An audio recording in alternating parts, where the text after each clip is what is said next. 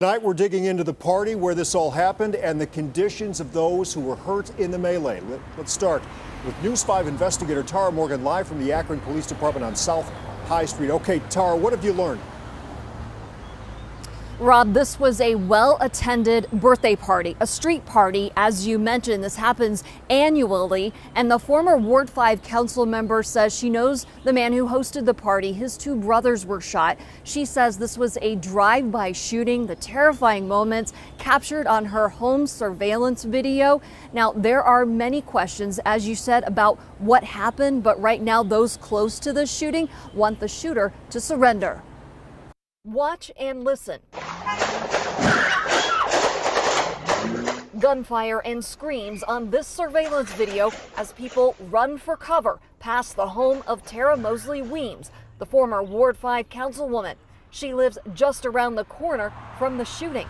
She says people dropped to the ground or tried to hide to save themselves. Just to watch these young people just running past the house, like feared for their lives, racing cars up the street, just trying to get away from the gunfire. It's very concerning to me that this is Akron. Our overnight photographer captured a sea of evidence markers on the street. It was just after midnight when police got 911 calls about shots fired at Kelly and 8th Avenues in East Akron. Mosley Weems says it was a birthday party held every year in the street, and police had just been there to tell people to move out of the road for their safety. Local hospital emergency rooms started filling up with victims. In the end, 25 people were shot. One man did not survive. Juanita Tucker says the man who was killed was her niece's boyfriend. The two were raising a child together. The shooting impacted so many of her immediate family. Tucker says her two nephews, her niece, and her granddaughter were also shot.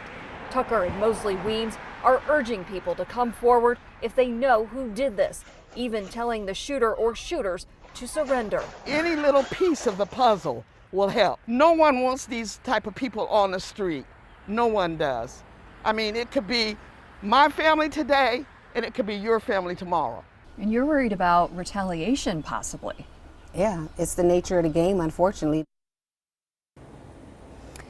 And Mosley Weems met with the mayor this morning. They talked about the importance of getting the gunman off the streets. Now we'll have a chance to speak with the mayor and the police chief coming up at a news conference at 6:30.